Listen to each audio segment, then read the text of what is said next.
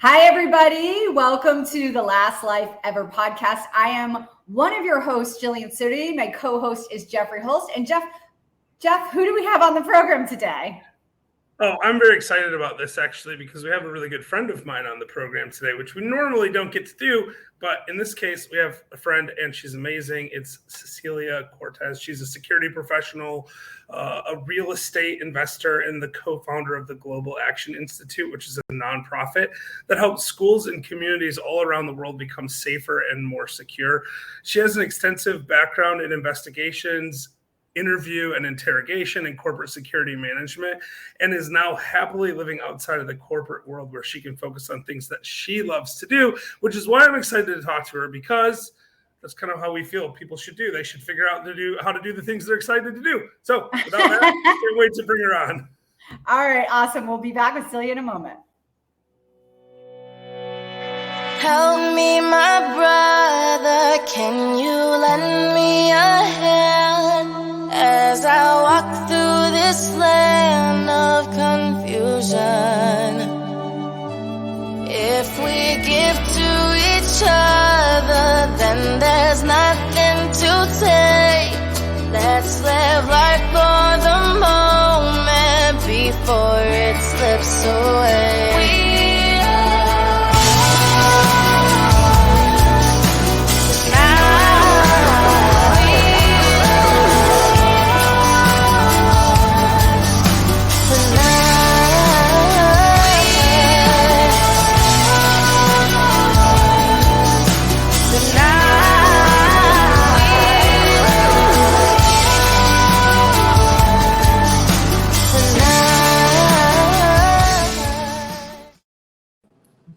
Hello there, Celia. Welcome to the Last Life Ever podcast. Hi, thanks for having me on. Great to see you guys. Yeah, it's good to see you as always. I'm always a fan of everything you're doing, as you know. So. Oh, thank you. I appreciate that.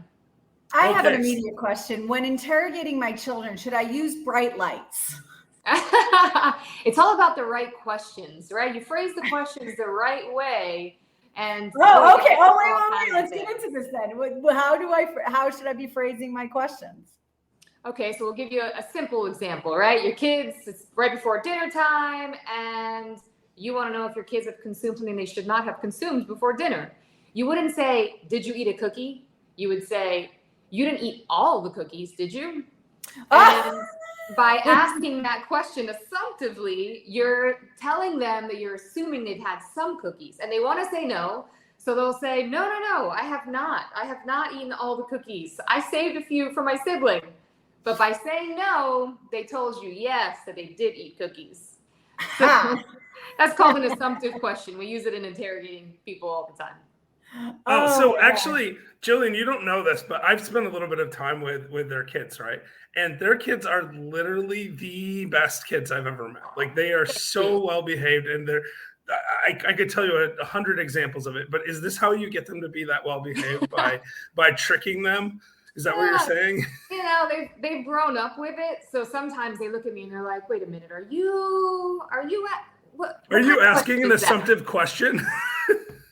They know. So they're good kids. I promised them since they were little I would never lie to them, and I have not. I can swear that I have not lied to them, not about Santa Claus or tooth fairies or anything like that. And I tell them, don't lie to me, because I will know when you lie to me. And so far, I'm just stepping into the teenage life. So I've got 14, 13, and 10. So we'll see how that goes. But so far, so good.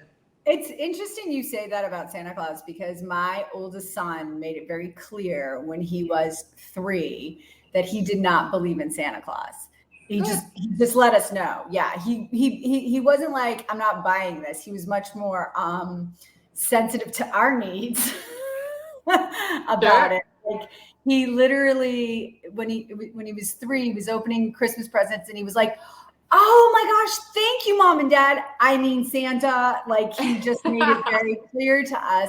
And then there were other examples of how he made it super clear to us that he didn't believe in Santa. Like, he never wanted to see Santa at the mall. He never wanted to write him a letter, anything. Anytime there was a Santa around, and he was encouraged to like go talk to Santa, like, because they used to have one at school every year. He'd lean back talking to Santa. He wasn't interested in getting too close. That's creating distance, right? That's creating distance from something. Yeah, he thought sitting on Santa's lap was the creepiest thing. And he as a teenager now, he can articulate that and tell us his feel that. So when he was very young, we just didn't push the Santa Claus issue because that was exactly it. I never wanted him to think we were lying to him. And so, we've never had much of a Santa Claus. We do the Tooth Fairy because my kids want money. So do you give them Puerto Rican money though? It's Jeff. Okay, no, wait, I have a serious question. I need to interrupt. First of all, I did not know we were talking about Santa Claus and the Tooth Fairy in this episode. No, but it's interesting because she doesn't lie to her kids, and that's an interesting thing for an interrogator because a methodology for an interrogator oftentimes is to lie to whoever you're interrogating. We don't do that. Yeah. So I have to tell you guys something really quick before we switch off of Santa Claus, though. I love Santa Claus. I think it's amazing. Like, it's a great concept. I mean, I agree you shouldn't lie to kids. I always thought that was weird. But, like, my bank, like last year had a write letters to Santa Claus Dropbox, and they had, like, little pads where you could write and send it to the North Pole. And I wrote a letter to Santa Claus just last year. And it was amazing. I said, Santa, thanks for being fake. That was the first thing I said. Second, I said, I hope I'm on your nice list, if you have such a thing. And then I said, and if I am on your nice list, can you make interest rates go back down? So we know he's not real because my interest rate has gone back down. Did he write you back? He did not. Oh, I'm sorry. It's very sad. Yeah. Indeed. But yeah, so you're saying that you don't lie in interrogation either, like you just tell the truth all the time. Well, no, in interrogation, sometimes you're not overtly lying, but sometimes with the types of questions that you ask, they might infer that you are lying after the fact. Like if you say to someone, is there any reason you can think of that there might be video footage of you doing this? They might say to you later, well, you lied to me and told you there was video footage of me, and that's why I confessed. But I didn't lie. I said, is there any reason you can think of that there would be video footage of you doing this? So people might think you're lying to them, but you're not actually lying to them. Oh. Remind me not to be friends with her anymore. She's going to find all my dark secrets. I don't use it against friends. Don't worry. One question I before we even got on the interview, I was like, I have to ask her this question was, in your interrogations, have you ever been interrogating somebody and thought, yeah, this person's telling me the truth, I don't think they did it? Oh yeah. Oh sure. Yeah. This person was directly accused by management. I've had it happen multiple times. The one that popped into my head immediately, she was directly accused by management. She was the only one there. She had primary access, so they were sure that it was this individual. And I brought her in and I talked to her, and we talked for 2.5 hours. And at probably minute 20, I'm thinking, something's not right here. But I kept talking to her, and in the end, she ended up revealing to me who she thought did it. And I went and talked to that person, and that was the person who did it. So absolutely, you talk to people. What was the circumstance? Like stealing? It was theft. Yep. Okay. It was high dollar theft at a financial institution. Oh, so wow. This was at your corporate job, obviously. Yes. Wow. I did corporate for a long time. Cash? Say it again. Right. Like cash. You don't do this anymore. Like you're no longer doing the interrogation of theft.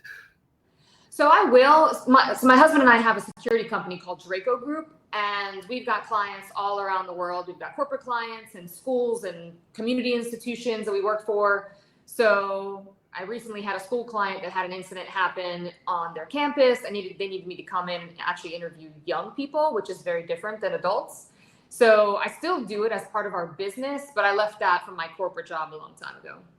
So, okay, I'm curious. First of all, if it's a major financial institution, how did they not have cameras? And then I have a follow-up on the school thing. Sure. Well, they do have cameras, but there are certain places that there's not camera coverage.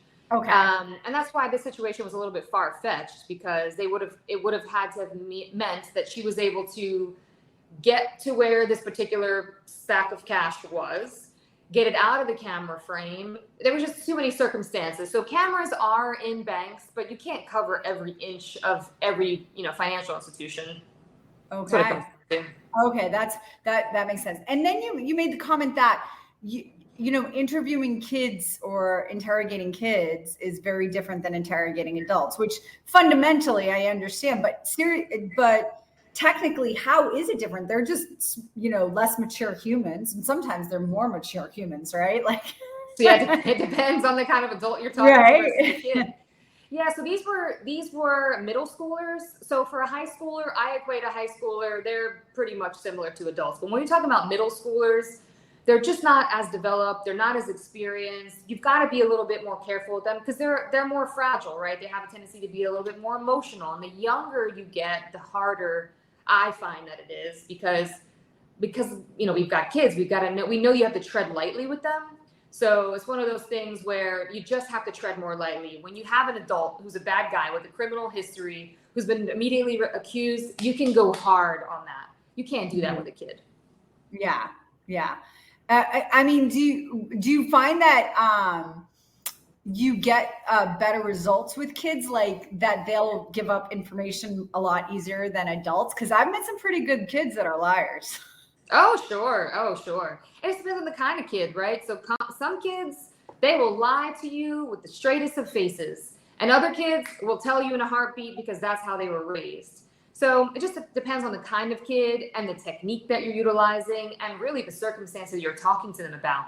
If it's something really serious, they know that law enforcement could be involved or expulsion could be involved, they're going to tell you to avoid that. But it's all about the kid. Yeah.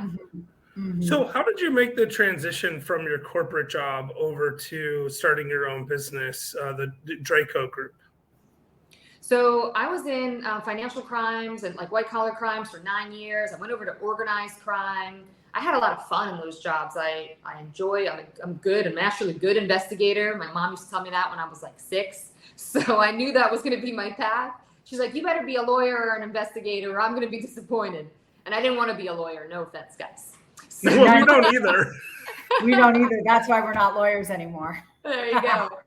So I left the corporate world when there was a demand put upon me. It was COVID times, and there was a demand put upon me that I went against my morals, and I wasn't willing to sacrifice what I believed in. So I left a very secure, very lucrative job in the corporate world. Draco Group was already established by that point. They were one of our clients, but I made a decision that was going to be my last corporate job, and I was not going back. And prior to that, I left the corporate world because I made a decision. I wanted to be able to help more than one institution. When you work for the corporate world, you are theirs, right? You work for them. You do what they need you to do. So if I could leave there and take all of my skills and my expertise and my network of people, I could help multiple institutions. And that's what we're doing now. So Draco Group, we've got clients from schools and synagogues to churches to corporate clients to high net worth clients that we work with. And we can help a lot of people. And if I would have stayed in corporate where I really wasn't that happy, I would only be able to help one organization. And that wasn't good enough for me. Okay, so you're now focused on these communities almost, right? Churches and schools and things like that. And what are you doing in those situations? I know you talked about security, but tell us what that means and how Draco Group helps them. Sure. So Draco Group as a for-profit company, we go in and develop the security plans from the ground up. We'll create a security program for an institution to make sure that their campus is safe and secure. They have proper visitor protocols. They know how to respond to an active threat situation. Because you'd be surprised, despite everything we're seeing in the United States and the active shooters, that events that have happened at different schools, there are schools that still have no training in this, and it's mind blowing. And that's actually how global came to be born. It's so funny you said that and that it's mind blowing because. Honestly, yeah. I pushed the button. We just had a. No, did I push one of your buttons? Did I push a button for you? With, no, not.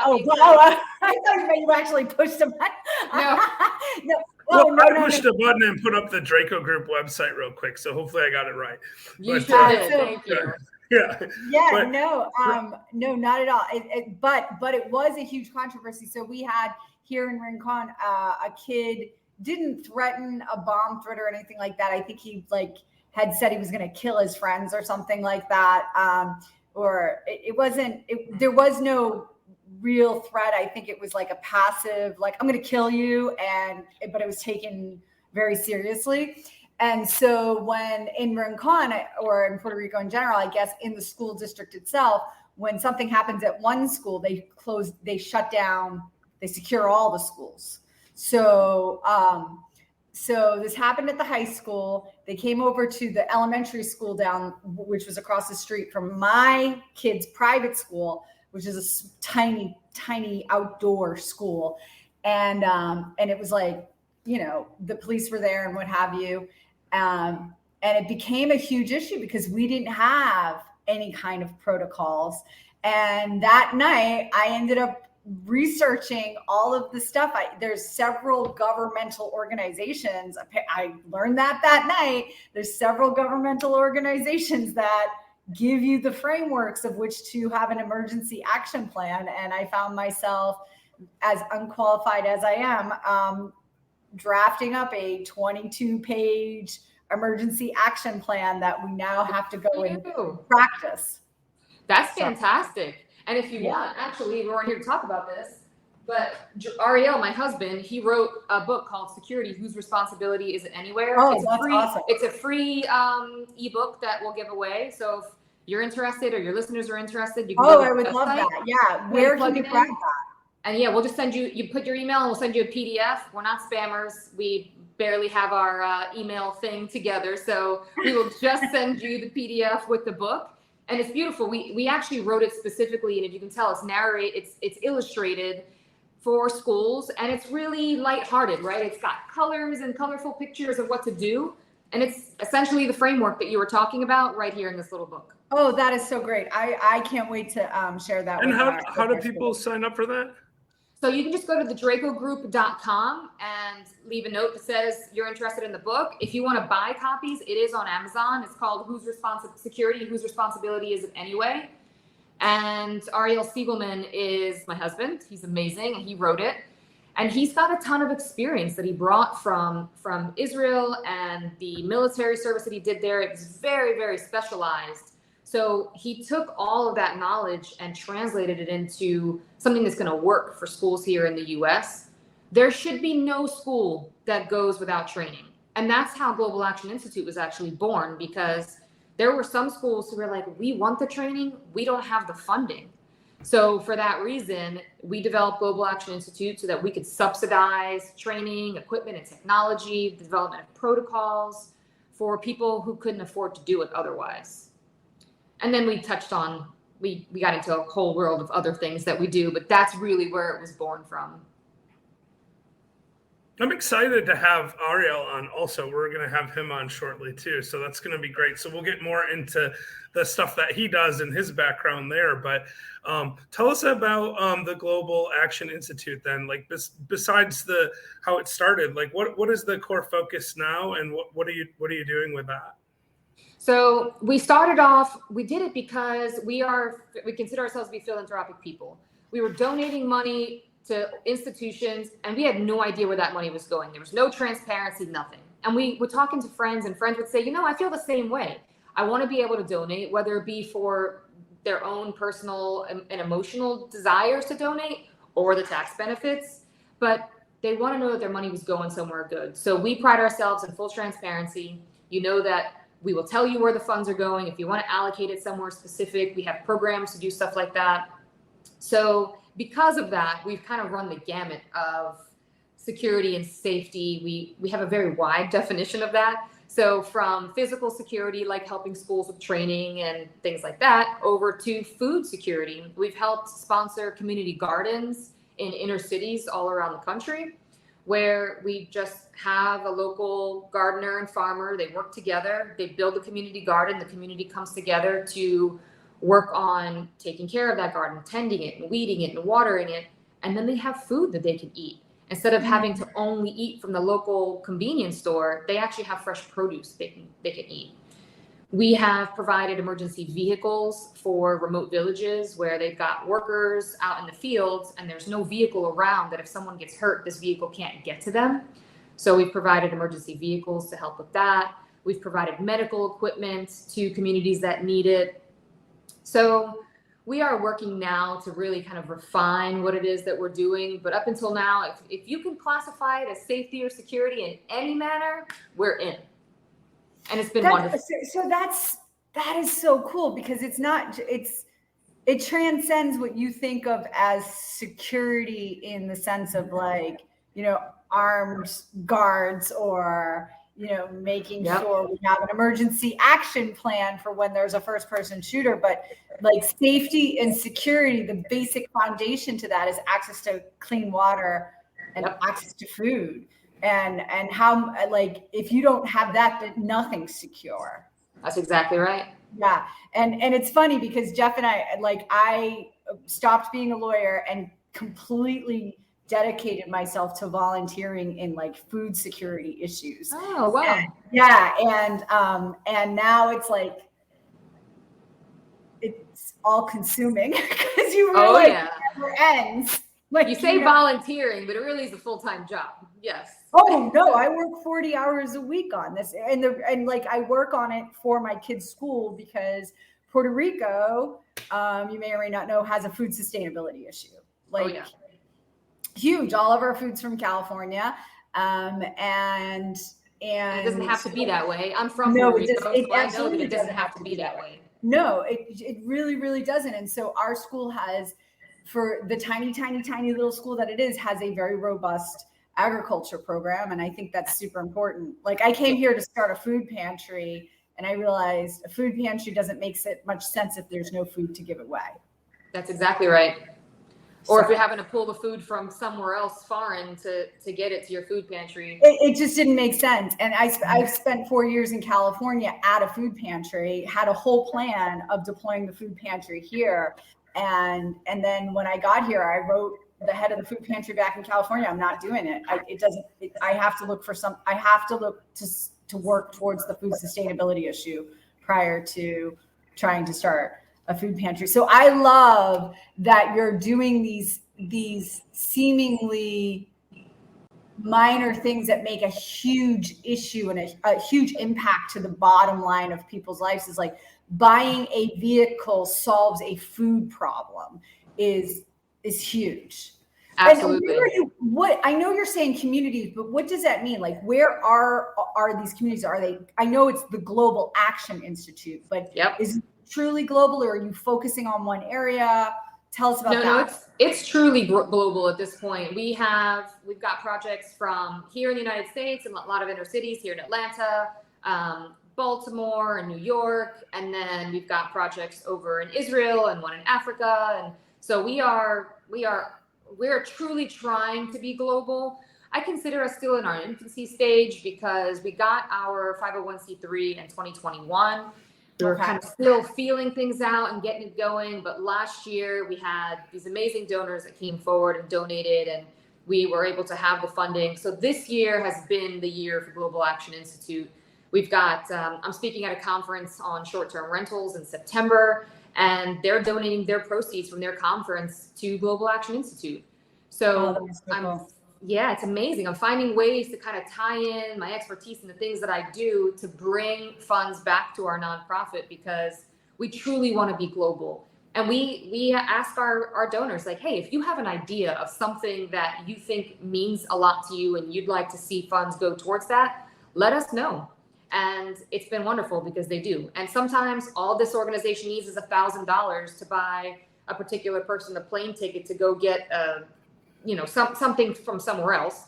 And we managed to do that. So I couldn't give you specifics on that because I was not supposed to say that. But so I gave you something from somewhere else. As I was in the process, I was like, oh, I'm not supposed to talk about that. But either way. No, but the point still stands, right? Like you're able to do small things that make a huge impact and able to do bigger things at the same time throughout the world. And that's amazing. Absolutely. Celia, I have a question. You mentioned you're going to be speaking at a short-term rental conference. Are you talking about how to make your short-term rentals more secure? Tell us about that.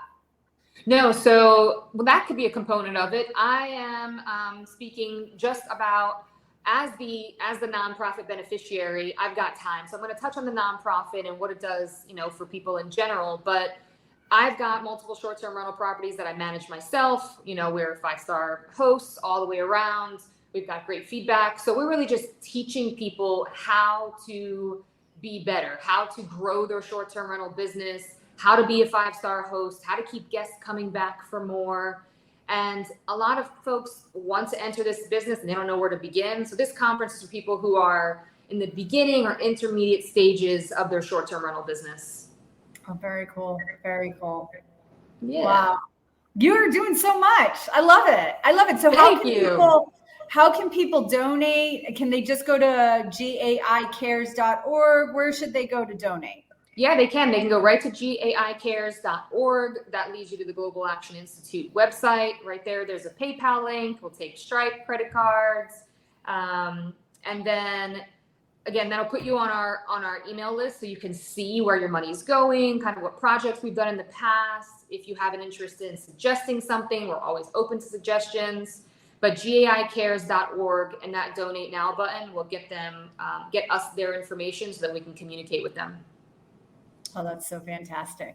Yeah. Jeff, what a great guest you have for us today. Thank you so much for delivering. I'm super happy to have had her here because, like I said, I think we met, maybe 2 or 3 months ago, right? It's not super long, like in March or April, something like that. Yep.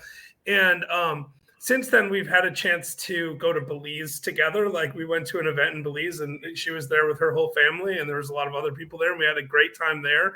And so when I was down there, I was like, you guys got to come on the show. So we're going to interview Ariel next, actually. And he'll be on, maybe not immediately following this episode, but he'll be on shortly following this episode. And between the two of them, they're just two of the most amazing people that I've ever met in my life. So thank you so much for being here. And I'm super happy we were able to have you.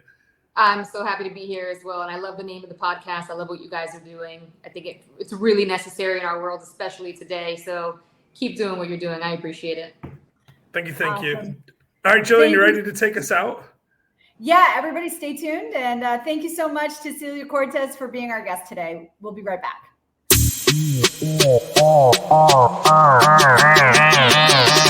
Go!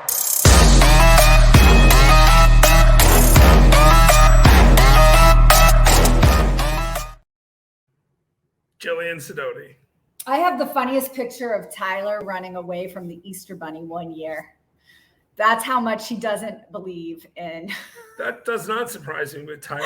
I'm not entirely sure he believes that his parents are real, though. Like, he seems like a very skeptical person. That's true. Oh, that's true because you were his dad for 5 minutes in Tanzania. I totally forgot about that. Yeah, we were in Tanzania. Yeah, and he was like, Yeah, he literally said, like, just for people to catch up. So last year, Jillian and I went with a group of real estate investor friends of ours and Tyler, her oldest son, to Tanzania. We were out in the Serengeti, and he looked at me and he said, I think you're my dad. And I was like, no, I'm pretty sure I'm not. It wasn't that straightforward. It was literally that crazy. And I was like, what are you saying? And he's like, well, I used to have this other dad, but he's not here. So maybe he wasn't real. Is that really how the conversation? Of course not. He never said anything of this sort. I would never.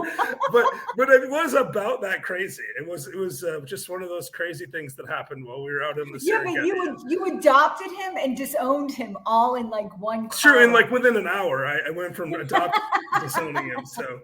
And then he kept trying to. He said he was going to hit me up for child support too. He was like,